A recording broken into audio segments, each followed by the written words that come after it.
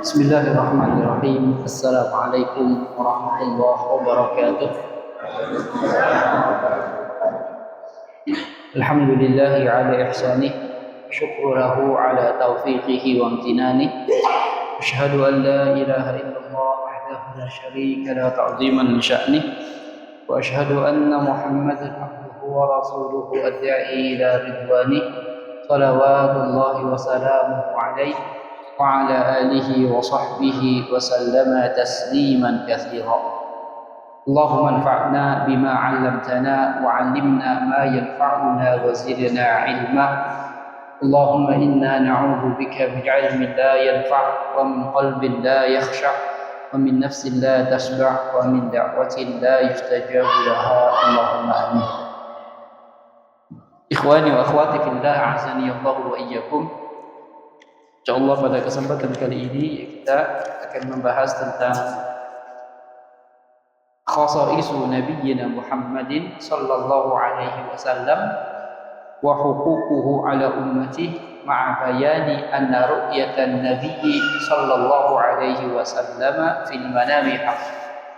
Bab tentang keistimewaan Nabi kita Muhammad sallallahu alaihi wasallam serta hak-hak beliau atas umatnya, juga penjelasan bahwa mimpi Nabi adalah sesuatu yang hak, atau mimpi beliau itu adalah wahyu yang harus kita ikuti.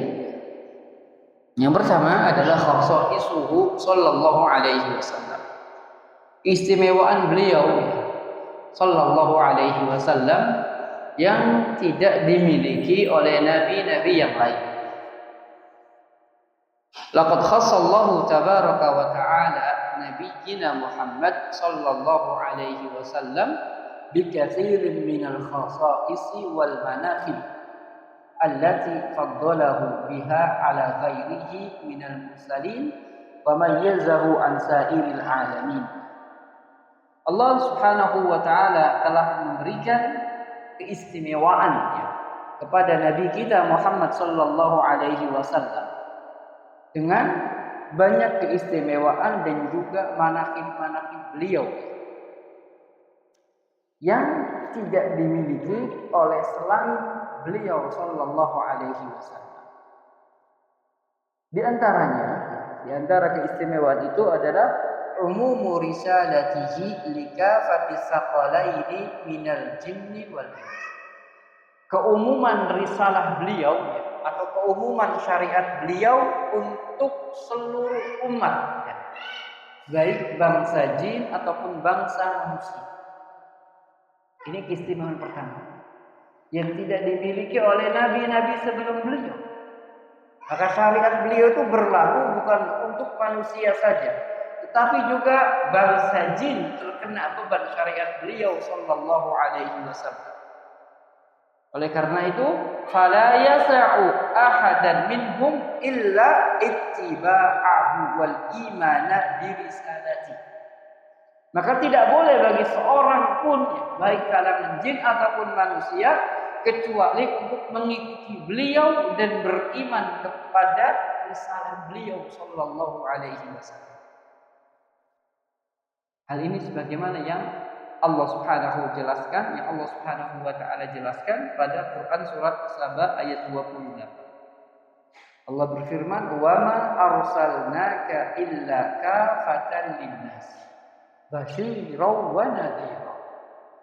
Kata Allah, dan tidaklah kami mengutus engkau wahai Muhammad melainkan kepada seluruh umat manusia, basyiran wa nadhira, sebagai pemberi kabar gembira ataupun pemberi peringatan. Wa qala ta'ala, dan juga firman Allah Subhanahu wa taala pada surat Al-Furqan ayat 1. Tabarakalladzi nazzala al-furqana 'ala 'abdihi liyakuna lil 'alamina nadhira. Maha suci Allah Subhanahu wa taala yang telah menurunkan Al-Furqan, yaitu Al-Quran. Karena di antara nama lain Al-Quran adalah Al-Furqan. Maha suci Allah yang telah menurunkan Al-Quran ala abdihi kepada hambanya yaitu Muhammad sallallahu alaihi wasallam. Liyakuna lil alamina nadhira, agar dia menjadi pemberi peringatan bagi seluruh semesta alam. Maka dua ayat ini menjelaskan bahwasanya syariat beliau sallallahu alaihi wasallam adalah syariat yang umum. Jadi siapa saja yang hidup di bawah beliau, setelah beliau sallallahu alaihi wasallam, wajib mengikuti dan beriman kepadanya. Qala Ibnu Abbas radhiyallahu taala anhuma, berkata Abdullah Ibnu Abbas radhiyallahu taala anhuma, al-alamin al-jinnu wal ins. Maksud dari alam tadi, seluruh alam tadi adalah bangsa jin dan bangsa manusia. Jadi itulah di mana Allah Subhanahu wa taala mengutus Rasulnya sallallahu alaihi wasallam. Wa an Abi Hurairah radhiyallahu taala anhu, dan dari Abu Hurairah radhiyallahu taala anhu, anin Nabi sallallahu alaihi wasallam, dari Nabi sallallahu alaihi wasallam, annahu qala, bahwasanya beliau bersabda, fuddiltu 'alal anbiya'i bisittin, aku diberi kelebihan dari nabi-nabi selainku dengan 6 hal. Artinya yang 6 perkara ini diberikan kepada nabi dan diberikan kepada Rasul sallallahu alaihi wasallam, berikan kepada Nabi Muhammad sallallahu alaihi wasallam, yang tidak diberikan kepada nabi-nabi yang lain. Apa saja? Kata Nabi yang pertama, itu jawami'an. Aku itu diberi kalimat-kalimat yang padat maknanya. Kalimat-kalimatnya pendek, cuman maknanya itu sangat padat. Itu disebut jawami'ul kalim. Dan ini merupakan salah satu keistimewaan. Makanya Rasul sallallahu alaihi wasallam itu terkadang hanya menyebutkan kalimat-kalimat singkat tetapi kalau digali dari kalimat singkat itu memiliki makna yang baru. Memiliki makna yang sangat luar biasa. Jadi ini kelebihan Rasul sallallahu alaihi wasallam yang tidak diberikan oleh nabi sebelumnya. Berikutnya, nusirtu birru'bi, aku diberi pertolongan dengan rasa takut yang Allah berikan kepada musuh-musuhku. Dalam hadis yang lain, nusirtu birru'bi masirata syahrin. Jadi aku diberi pertolongan dengan diberikan rasa takut kepada musuh-musuhku selama sebulan. Jadi sebulan sebelum berperang, musuh-musuh Nabi itu merasa ketakutan, dihinggapi rasa takut, sehingga membuat mental mereka itu kecil. Ini juga merupakan salah satu keistimewaan. Kemudian wa uhillat liyal ghanaim, dihalalkan bagiku ghanimah. Ghanimah itu adalah harta rampasan yang diperoleh dari jalan peperangan. Harta-harta musuh yang kala itu dirampas menjadi haknya kaum muslimin. Itu namanya ghanimah. Ghanimah ini dihalalkan bagi Rasul sallallahu alaihi wasallam, yang sebelumnya diharamkan bagi nabi-nabi sebelum Rasul sallallahu alaihi wasallam. Berikutnya, wa ju'ilat liyal ardu tahuran wa masjidan, dijadikan untukku tanah itu sebagai alat bersuci dan tempat sholat. Maka dimanapun umatku bertemu dengan sholat, disitulah dia sholat. Jadi dijadikan debu itu untuk bersuci dan untuk sholat. Makanya ada syariat yang namanya syariat Tayamum. Ini merupakan keringanan dari Allah Subhanahu wa taala bagi siapa yang tidak bisa menggunakan air untuk bersuci, baik karena sakit ataupun karena ketiadaan air. Maka boleh berpindah ke salah satu syariat yang namanya Tayamum. Wa ursiltu ilal khalqi kaffah, dan aku diutus kepada seluruh makhluk. Tadi baik dari kalangan jin ataupun kalangan manusia. Adapun nabi-nabi sebelumnya hanya diutus kepada umatnya saja. Nabi Musa hanya diutus untuk kalangan Bani Israel saja. Adapun Nabi Muhammad sallallahu alaihi wasallam diutus untuk seluruh umat. Baik itu Arabi ataupun Ajami. Baik itu orang Arab ataupun non-Arab. Makanya kata Nabi sallallahu alaihi wasallam, la fadla lil Arabi 'ala al-Ajami wa la lil aswadi 'ala al-abyad illa bit taqwa. Tidak ada keistimewaan bagi orang Arab maupun non-Arab, bagi kulit putih ataupun kulit hitam, kecuali dengan ketakwaan kepada Allah Subhanahu wa taala. Ini menunjukkan ya bahwa semuanya itu merupakan umat Rasul sallallahu alaihi wasallam. Kemudian wa khutima bi an-nabiyyun, dan ditutupnya para nabi dengan diutusnya. Maka nabi ini adalah penutupnya para nabi dan rasul. Kalau nabi sudah ditutup, maka rasul pun ditutup. Ketika kenabian ditutup, maka otomatis kerasulan pun ditutup. Karena apa? Karena rasul itu lebih khusus dari nabi. Setiap rasul itu ya udah pasti nabi. Tetapi setiap nabi belum tentu rasul. Maka jika keran nabi ini ditutup, otomatis rasul pun ditutup. Karena dia lebih khusus. Karena dia lebih khusus.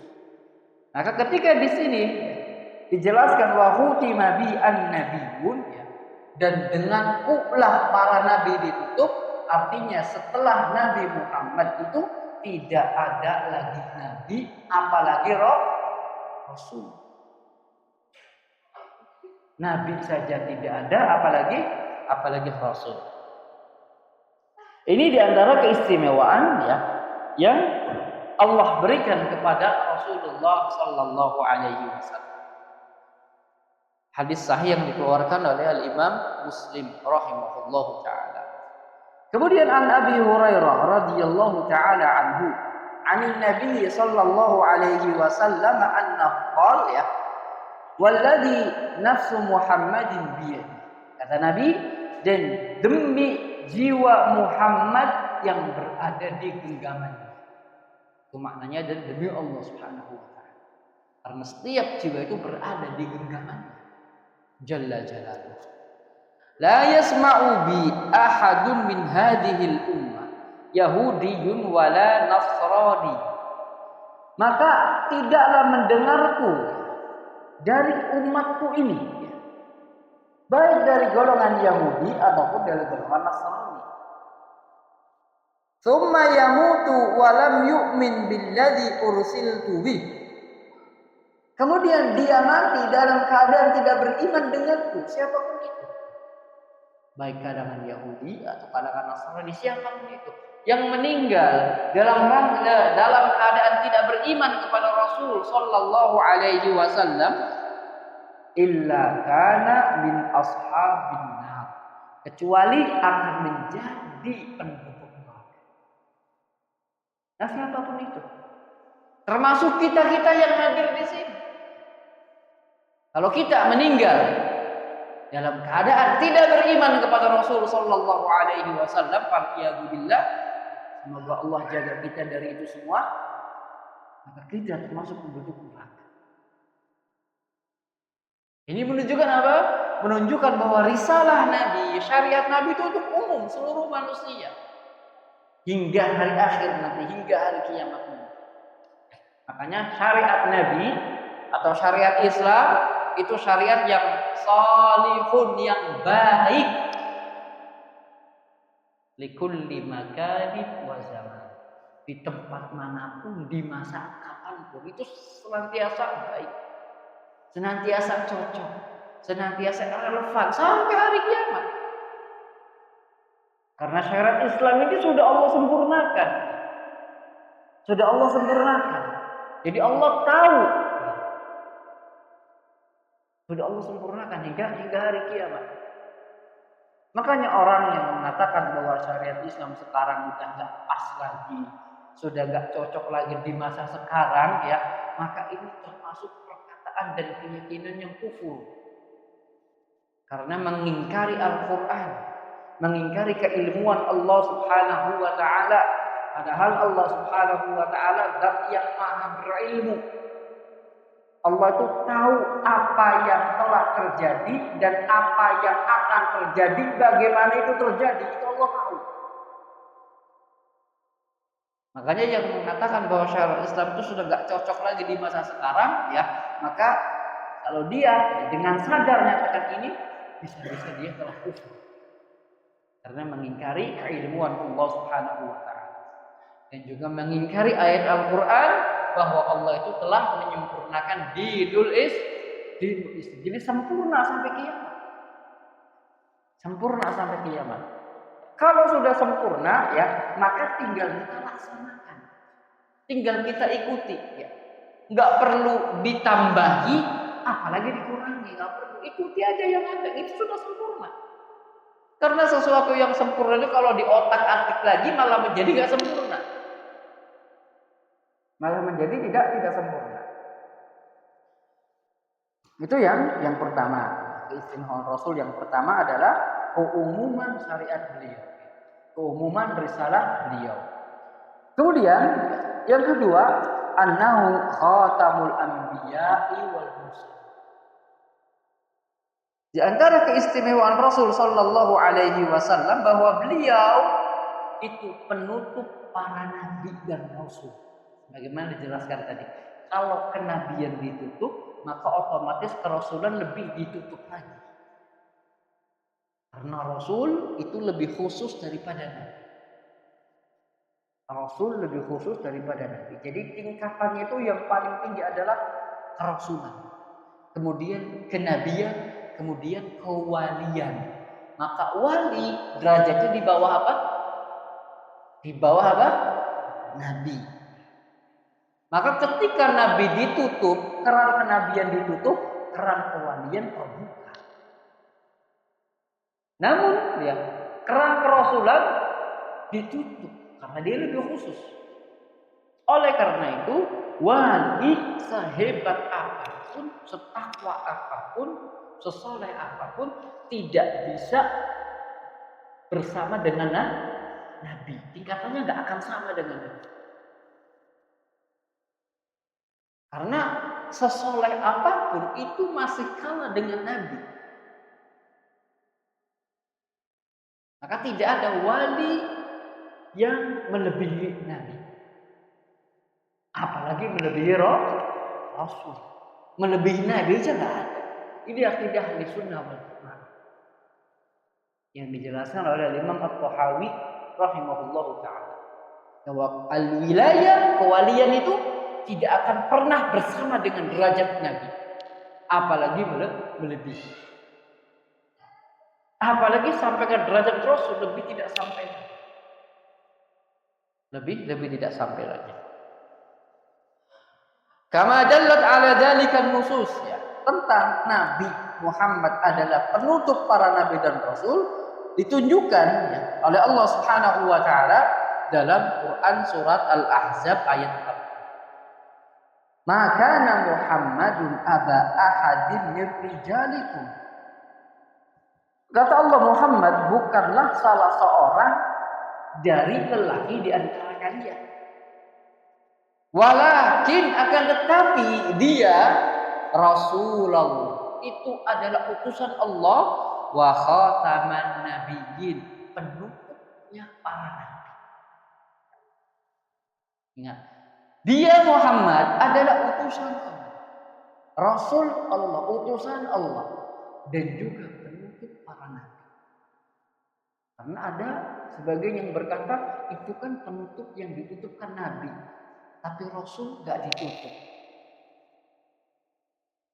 Ini perlu difahami, ya. Derajat kenabian lebih umum dari derajat kerasulan bersama. Kalau keran kenabian ditutup, maka otomatis Rasul pun ditutup. Makanya tidak ada nabi dan Rasul setelah Muhammad sallallahu alaihi wasallam. Siapa yang mengakui, meyakini ada nabi dan rasul setelah Muhammad sallallahu alaihi wasallam, maka dia telah kufur kepada Allah Subhanahu wa taala. Dia telah kufur kepada Allah Subhanahu wa taala. Wa akhraja shaykhan min hadits Abi Hurairah. Al-Imam Bukhari dan Al-Imam Muslim mengeluarkan sebuah hadis dari jalan sahabat Abi Hurairah dari Nabi sallallahu alaihi wasallam bahwasanya beliau bersabda, "Inna mathali wa mathalal anbiya'i min qabli kamathali rajulin bana baitan fa ahsanahu wa ajmalah." Kata Nabi, sungguh perumpamaanku dan perumpamaan nabi-nabi sebelumnya sebagaimana seorang yang sedang membuat bangunan, membuat istana, membuat rumah. Fa'ahsanahu wa ajmala, maka dia bikin seindah mungkin, sebaik mungkin. Illa maudi'a labinatin min zawiyah, kecuali ada di pojokan ada di pojokan lubang sebesar batu bata. Jadi semuanya bagus. Di pojokan ada lubang sebesar batu bata. Faja'alan nas yatufuna bihi wa yu'jibuna. Maka ketika orang-orang itu melihat, mengelilingi bangunan tersebut, dan bangunan itu ternyata membuat takjub orang-orang yang melihatnya. Alangkah bagusnya bangunan ini, alangkah baiknya bangunan ini. Kemudian melihat ada yang apa? Ada yang apa? Bolong. Sebesar batu bata. Semuanya tertutup bagus. Tapi ngeliat di pojok, ini bolong. Ini bolong. Maka mereka pun berkata, orang-orang yang lihat tadi berkata, "Halla wudi'at hadhihi." Ini yang bolong ini kalau ditutup, maka bangunan tambah apa? Tambah apa? Tambah bagus. Ini semuanya udah bagus. Sayang ada yang bolong. Ini kalau yang bolong ditutup, maka akan kelihatan bagusnya. Kata Nabi Shallallahu Alaihi Wasallam,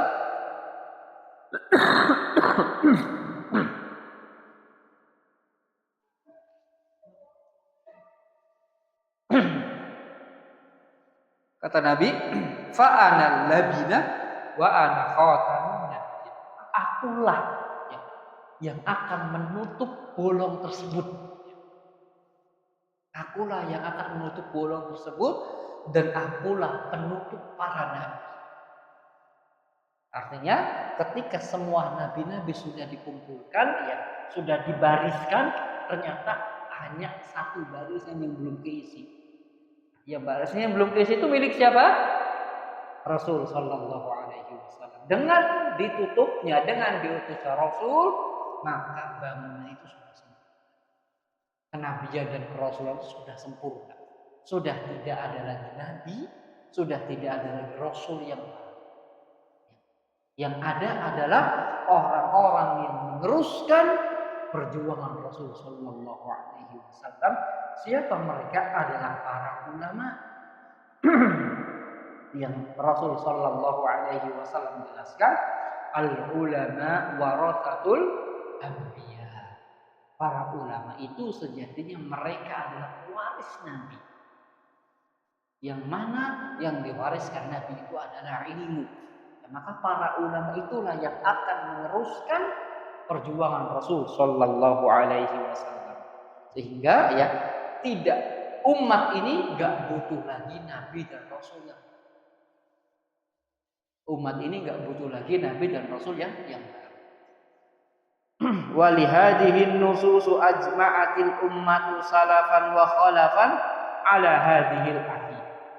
Maka dengan nas-nas yang disebutkan tadi, para umat baik dari yang dulu hingga sekarang telah berijma' di atas akidah. Dan ijma itu merupakan salah satu dalil ya di dalam syariat. Mereka telah bersepakat di atas akidah ini. Akidah apa? Tidak ada nabi dan rasul setelah Muhammad sallallahu alaihi wasallam. Kama ajma'at ala takfiri man idda'an nubuwah ba'dahu. Sebagaimana para umat ini juga, para ulama juga telah bersepakat ya tentang kafirnya orang yang mengaku nabi setelahnya sallallahu alaihi wasallam. Dan juga bersepakat atas wujubi qatli mudda'iha in asarra ala dzalik. Untuk dibunuh orang seperti itu ketika tidak mau sadar, ketika tidak mau taubat. Itulah mengapa Abu Bakar radhiyallahu taala anhu memerangi Musailamah al-Kadzdzab. Karena ketika diingatkan nggak mau, disadarkan nggak mau, makanya harus diperangi, harus dibunuh. Ini sudah menjadi kesepakatan umat Islam. Tidak ada yang menentangnya kecuali hanya segelintir orang yang tidak dianggap perkataannya. Qala al-Alusi, berkata Imam al-Alusi rahimahullahu taala, wa kaunuhu sallallahu alaihi wasallam khataman nabiyyin mimma nataqa bihi kitab wa sadda'at bihi sunnah wa ajma'at alaihi ummah. Rasul sallallahu alaihi wasallam menjadi penutup para nabi ini sesuai dengan yang disabdakan Alkitab, sesuai dengan apa yang telah dijelaskan di dalam Al-Quran, dijelaskan di dalam sunnah, dan juga disepakati oleh umat ini. Fayukfaru mudda'i khilafihi. Maka orang yang menyelisihi keyakinan ini, dia kufur. Keyakinan apa? Nabi Muhammad adalah penutup para nabi. Maka siapa yang mengingkari keyakinan ini kufur. Wa yuqtal in asarra, dan dibunuh kalau terus-menerus bersikukuh meyakini hal tersebut. Karena sudah dianggap murtad dari dinul Islam. Sedangkan balasan bagi orang yang murtad, kata Nabi sallallahu alaihi wasallam, man baddala dinahu faqtuluhu. Siapa yang merubah agamanya, maka bunuhlah dia. Ini hukuman bagi orang yang murtad sebetulnya. Jadi di antara keyakinan ahli sunnah wal jamaah meyakini bahwa Nabi adalah penutup para nabi dan rasul.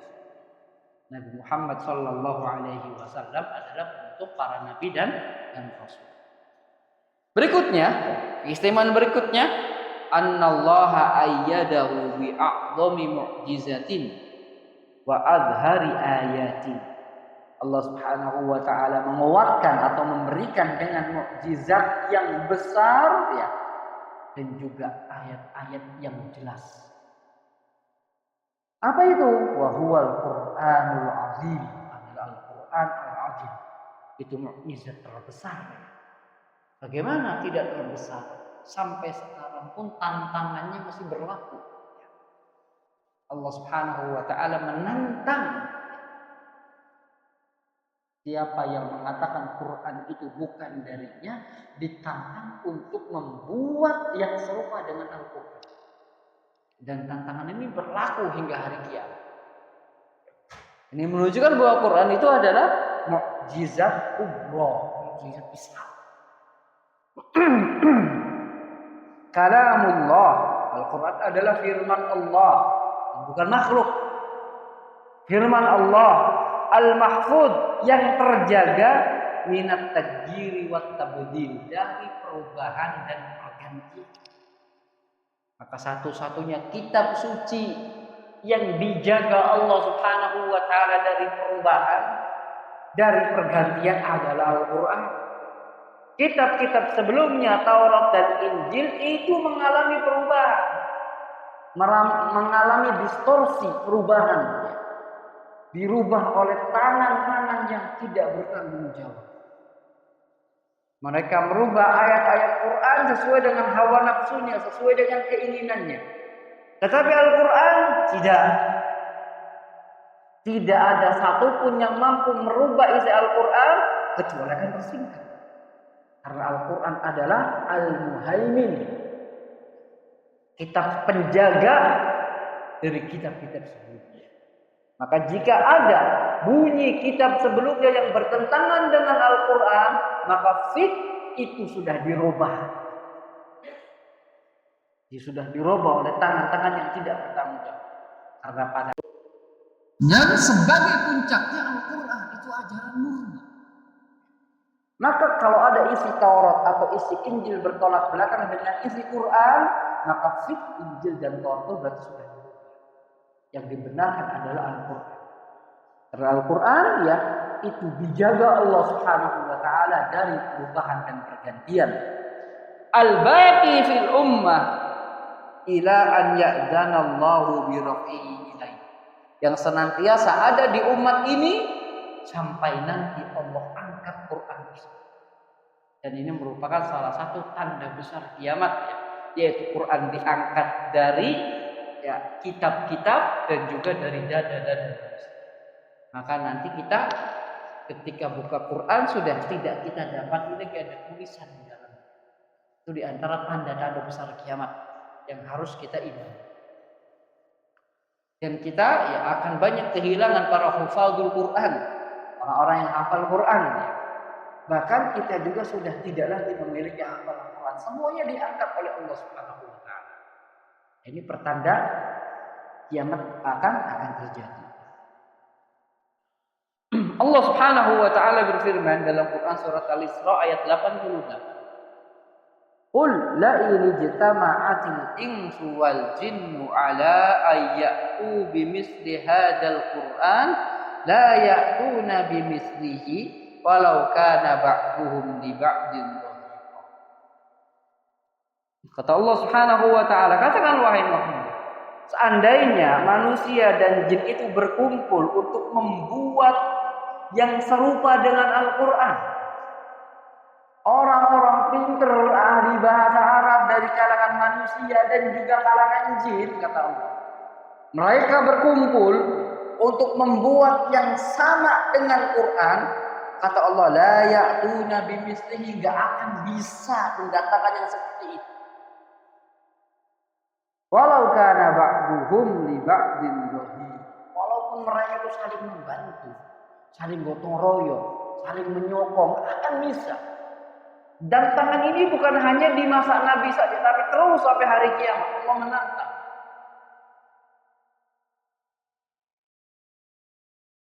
In kuntum fi raibim mimma nazzalna ala abdina fa'tu bi suratin min mithli. Jika kalian ragu, kata Allah, tentang apa yang kami turunkan kepada seorang hamba kami, yaitu tentang Al-Quran, ya, tentang kebenaran Al-Quran, ya, tentang Al-Quran itu adalah firman Allah. Kalau kalian ragu, ya, maka silakan buat yang sepertinya. Silakan buat yang seperti Quran. Datangkan satu surat sebisa Al-Quran. Surat terpendek itu apa? Al-Kautsar. Datangkan seperti surat Al-Kautsar.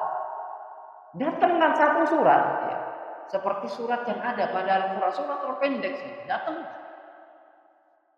Wad'u syuhada'akum min dunillah, ajaklah orang-orang yang kalian anggap pinter selain Allah.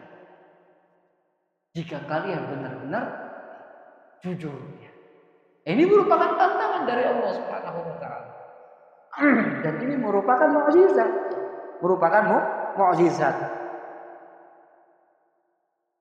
Kemudian ya, di dalam hadis dari Abu Hurairah radhiyallahu taala anhu bahwa Rasul sallallahu alaihi wasallam bersabda, "Ma minal anbiya'i nabiyyun illa u'tiya minal ayati ma misluhu amana alaihi bashar." Tidaklah setiap nabi dari nabi-nabi kecuali diberikan mukjizat yang dengannya orang-orang itu beriman. Jadi setiap nabi itu akan Allah berikan mukjizat. Karena di antara fungsi mukjizat itu ya untuk memperkuat kepercayaan orang bahwa dia itu adalah seorang nabi. Walaupun ya setelah diberikan didatangkan mukjizat, kebanyakan mereka itu ya, tetap kufur kepada nabinya. Bagaimana ya? Di antara contohnya adalah mukjizat Nabi Shalih alaihi salam. Maka ditantang oleh kaumnya, wahai Shalih, kalau kamu bisa mengeluarkan onta yang bunting dari sebuah batu besar itu, kami akan beriman kepadamu. Kami akan beriman kepadamu. Dengan syarat kau bisa mengeluarkan onta yang bunting dari sebuah batu besar itu. Maka Nabi Shalih salat 2 rakaat kemudian minta kepada Allah Subhanahu wa taala ya apa yang mereka inginkan. Maka Allah Subhanahu wa taala ya Maha mampu atas segala sesuatu. Lalu Allah berikan apa yang diinginkan mereka dan mereka menyaksikan dengan mata kepala mereka sendiri bagaimana Allah mengeluarkan onta yang bunting dari sebuah batu besar. Ketika mereka telah menyaksikan mukjizat besar Nabi Shalih, tetap mereka pun kufur kepada Nabi Shalih. Hanya sebagian kecil saja yang beriman. Tapi itu di antara fungsi mukjizat. Di antara fungsi mukjizat untuk meyakinkan kepada mereka ya bahwa ya, itu adalah seorang nabi yang Allah utus. Makanya tidaklah nabi tidaklah nabi dari nabi-nabi yang Allah utus kecuali diberikan mukjizat yang dengannya ya orang-orang itu beriman. Namun pada kenyataannya sedikit dari mereka yang beriman, kebanyakannya kufur kepada Allah Subhanahu wa taala. Kemudian wa innama kana alladzi utituhu wahyan auhahu Allahu ilayya. Akan tetapi yang Allah berikan kepadaku adalah sebuah wahyu yang Allah wahyukan kepadaku, yaitu Al-Qur'an. Al-Qur'an ini menjelaskan bahwa di antara mukjizat terbesar Rasul adalah Al-Qur'an. Ya banyak mukjizat Rasul itu banyak. Sebagaimana peristiwa pembelahan bulan. Itu juga termasuk mukjizat Rasul. Peristiwa pembelahan bulan. Itu juga termasuk mukjizat Rasul. Tapi yang terbesar ya, yang berlaku hingga hari kiamat, yang masih bisa kita saksikan adalah Al-Qur'an. Fa'arju an akuna aktsarahum tabi'an yaumal qiyamah. Dan ya aku berharap ya bahwasanya kaumku termasuk yang paling banyak di hari kiamat. Ini ya di antara mukjizat, di antara keistimewaan Rasul sallallahu alaihi wasallam, maka Rasul diberikan mukjizat besar yang bisa dirasakan oleh seluruh umatnya, yaitu Al-Qur'an. Mukjizat lain itu hanya bisa disaksikan oleh kaumnya saja. Tidak sampai hari kiamat berlakunya. Nah, tapi Al-Qur'an ini berlaku hingga hari kiamat. Sehingga siapapun ya bisa menyaksikan ya, mukjizat ini. Kemudian berikutnya anna ummatahu khairul umam wa aktsaru ahlil jannah. Bahwa umatnya, yaitu umat Rasul, sebaik-baik umat dan juga umat yang paling banyak masuk surga. Jadi yang harus kita syukuri itu menjadi umat Rasul sallallahu alaihi wasallam. Karena umat Rasul itu umat yang paling banyak masuk surga daripada umat-umat sebelumnya. Maka dikatakan oleh Nabi, surga itu isinya 120 shaf. 80 shafnya itu umatku. Surga itu 120 shaf. 80 shafnya umat siapa? Muhammad sallallahu alaihi wasallam. Yang 40-nya ya dibagi-bagi oleh umat Rasul sallallahu alaihi wasallam. Dan ini keistimewaan yang Allah berikan. Keistimewaan yang Allah berikan bahwa umat Nabi umat yang paling banyak masuk surga. Allah berfirman, kuntum khaira ummatin ukhrijat linnas. Kalian adalah sebaik-baik umat yang ada di muka bumi ini, yaitu umat Nabi Muhammad sallallahu alaihi wasallam. Kemudian ya wa an Muawiyah ibn Haida al-Qushairi dari Muawiyah bin Haida al-Qushairi radhiyallahu anhu, annahu sami'an Nabi sallallahu alaihi wasallam yaqulu fi qoulihi ta'ala, ya bahwa dirinya pernah mendengar Nabi sallallahu alaihi wasallam ya ketika menjelaskan ayat kuntum khairu ummatin ukhrijat linnas. Ketika ya menjelaskan ayat kalian adalah sebaik-baik umat yang dikeluarkan untuk manusia. Kata Nabi, innakum tutimuna sab'ina ummatan antum khairuha wa akramuha anhu. Dengannya kalian itu menyempurnakan 70 umat. Ya, maka kalian adalah sebaik-baik umat dan semulia-mulia umat di sisi Allah Subhanahu wa taala. Jadi ini merupakan keistimewaan Rasul sallallahu alaihi wasallam dan juga kebanggaan bagi kita untuk menjadi umat beliau sallallahu alaihi wasallam. Wa fi sahihain an Abdullah bin Mas'ud, juga di dalam Bukhari, kitab Bukhari Muslim dari Abdullah bin Mas'ud, Nabi kata beliau, kunna ma'an nabi fi Qubbah. Kita bersama Nabi di Qubbah. Faqala, maka Nabi bersabda, atardau an takunu rub'a ahli jannah. Tidaklah kalian ridho untuk menjadi seperempat penduduk surga? Qulna na'am. Maka kami para sahabat berkata, ya mau. Kemudian Nabi bertanya lagi, atardauna an takunu thulutsa ahli jannah? Apakah kalian ridho untuk menjadi sepertiganya ahli surga? Qulna na'am. Ya, kami ridho. Kemudian Nabi bersabda lagi, atardauna an takunu syatru ahli jannah? Maukah kalian menjadi setengah dari penduduk surga? Ya. Qulna na'am, kita ya mau. Qala walladzi nafsu Muhammadin biyadi, dan sungguh jiwa Muhammad yang berada di tangannya, inni la arju an takunu nisfa ahlil jannah. Sungguh aku berharap ya setengah dari penduduk surga itu adalah umatku. Wa dzalika annal jannata la yadkhuluha illa nafsun muslim. Dan itu dikarenakan surga itu tidak dimasuki kecuali oleh jiwa yang berserah diri kepada Allah.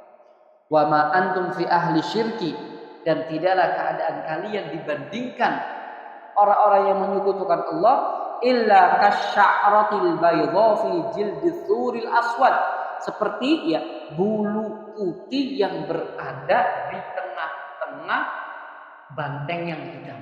Jadi sangat sedikit.